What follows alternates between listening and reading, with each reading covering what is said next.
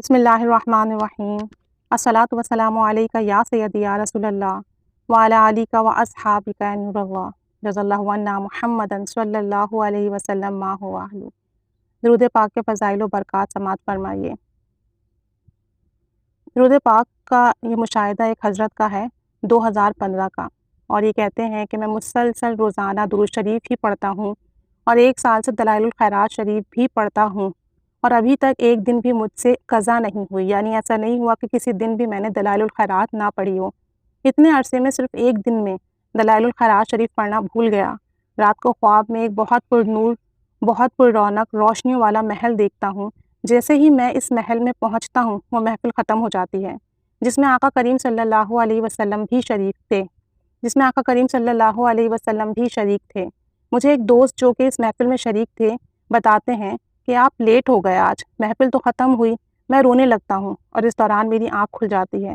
تب مجھے یاد آتا ہے کہ میں نے آج دلائل الخیرات نہیں پڑھی۔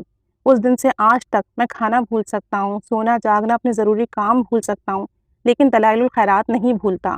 اور الحمدللہ میرا دل بہت مطمئن ہے کہ آقا جان صلی اللہ علیہ وآلہ وسلم کے دربار میں حاضری لگ گئی ہے، کیونکہ دلائل الخیرات پڑھتا ہوں تو میری وہاں حاضری لگ رہی ہے، اور جس دن میں نے نہیں پڑھی اس دن میری وہاں حاضری نہیں لگی، تو اس سبب سے میرا دل بہت پرسکون ہے الحمدللہ عز و جل۔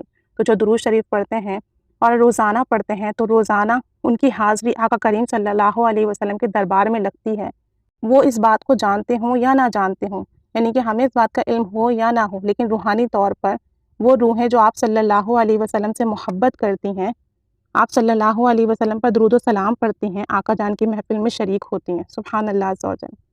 ایک اور مشاہدہ سماعت فرمائیے۔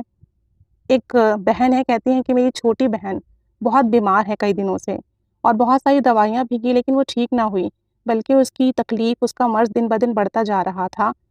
اس رات میں بہت پریشان تھی اور اسی پریشانی کے عالم میں سو گئی، اور میں کیا سوئی تو میری قسمت جاگ اٹھی کہ میں نے آقا جان صلی اللہ علیہ وسلم کو خواب میں دیکھا، اور آپ صلی اللہ علیہ وآلہ وسلم ہمارے گھر میں تشریف رکھتے تھے اور میرے والد صاحب سے گفتگو فرما رہے تھے۔ میں بھی پاس ہی سر جھکائے کھڑی ہو جاتی ہوں۔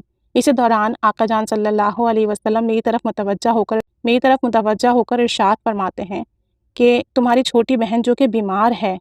میں عرض کرتی ہوں جی آمنہ بہت بیمار ہے۔ فرماتے ہیں کہ روزانہ 7 مرتبہ درود ابراہیمی اور 70 مرتبہ یا وہابو پڑھ کر اس پر دم کرو۔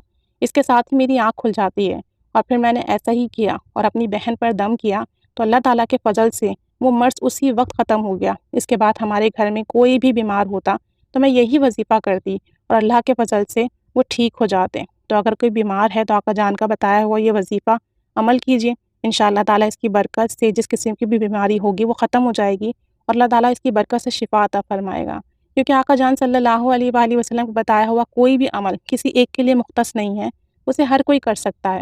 ویسے ہی آج کل اتنی بیماریاں بڑھ رہی ہیں، اتنے مسائل ہیں، تو آقا جان کا یہ بتایا ہوا عمل لازمی کر لیا کریں۔ اگر کوئی بیماری ہے تو انشاءاللہ تعالیٰ بیماری بغیر دوائیوں کے ہی ٹھیک ہو جائے گی۔ اللہ تعالیٰ ہمیں کثرت سے درود شریف پڑھنے کی توفیق عطا فرمائے، آقا جان کی محبت قربت نصیب فرمائے، ان کی زیارت نصیب فرمائے، اور ان سے ہمیشہ ہمیشہ کے لیے ہمارا تعلق مضبوط کر دیں، آمین بجاہ النبی الآمین صلی اللہ علیہ محمد صلی اللہ علیہ وآلہ وسلم۔